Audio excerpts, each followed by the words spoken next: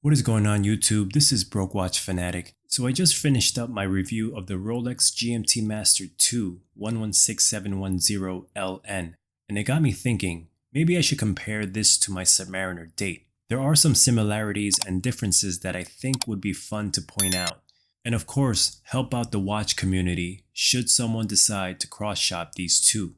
So on my left you have the GMT-Master II 116710LN. It was first introduced in 2007. On my right, you have the Submariner date 126610LN, first released in 2020. The GMT Master II has the super case, which was catering to the trend of bigger watches at the time. They kept the same diameter as the previous GMT Master II at 40mm, but they broadened the lugs, increased the crown guards, gave it a wider bezel, while also giving it a bigger crown.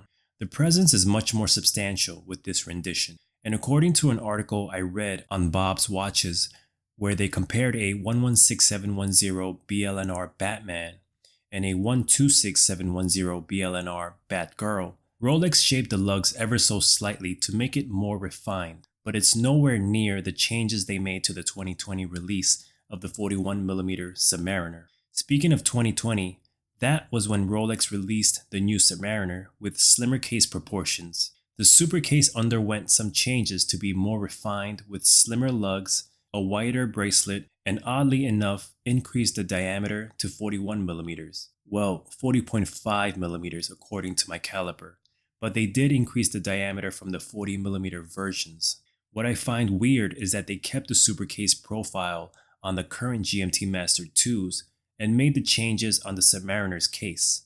Not sure why they chose to refine the Submariner over the GMT. Maybe someone can tell me in the comments below, but I would have guessed that they kept the super case for the Submariner and slimmed down the proportions on the GMT Master II. I just think the super case looks more sportier, and I think the sub is more sport oriented than the GMT Master II, but what do I know? So anyways, this is a side-by-side comparison of the lugs. The GMT Master II has thicker lugs.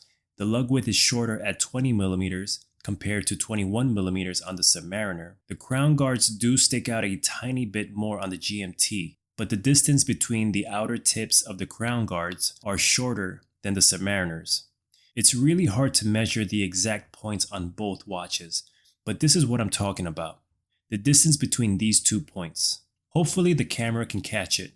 It's about a millimeter of a difference. I'm really nerding out with this one, guys, so bear with me. Bezel edge design is pretty much the same, but the Submariner does have a better grip. It feels a lot sharper than the GMT, and looking at it through my loupe, it does seem to have sharper cuts along the edges. As for the dial, these both come in the maxi dial with larger indices and hands, but with the Submariner, the borders around the circular indices are thicker and more pronounced than on the GMT Master II. Let's take a look at the crystal. The GMT was produced during the time when Rolex didn't apply any anti-reflective coating except for the date magnifier. But this modern Submariner is fortunate to receive that treatment. If you compare these two side by side, it's obvious which crystal has more clarity. And because you notice the difference, the non-AR coated crystal on the GMT just looks a bit inferior. It's almost as if the crystal has a layer of smudge and you can't help but try to wipe it clean with a cleaning cloth. The bracelet has some visual differences. Obviously the GMT has polished center links, while the Submariner is all brushed, except for the sides. The GMT has a 20mm bracelet tapering down to 15.4mm, while the Submariner is a 21mm bracelet tapering down to 16.5mm. The Submariner has a thicker and longer clasp because of the glide lock system, while the GMT has the 5mm Easy Link extension system. Another difference is on the inside clasp.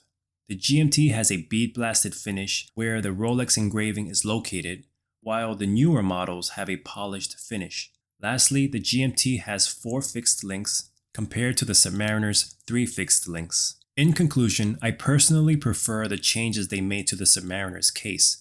I think the slimmer lugs look more elegant and less blocky, which is better suited for my slim wrist at 6.5 inches. The bracelet is wider and bigger on the Submariner, and maybe that helps with the balance of the watch and how it sits on the wrist. Having said that, there is no difference in feel on the wrist. They're both really comfortable to wear, and I can see either of these watches being a daily driver. Of course, my pick would be the Submariner because, well, that's my personal watch, and the fact that it has 3 fixed links is just better engineered for my wrist size. So that's it for today. I hope you liked this comparison video. Let me know in the comments which watch you would prefer to have in your collection. I'd love to hear your thoughts. Until next time, thanks for watching.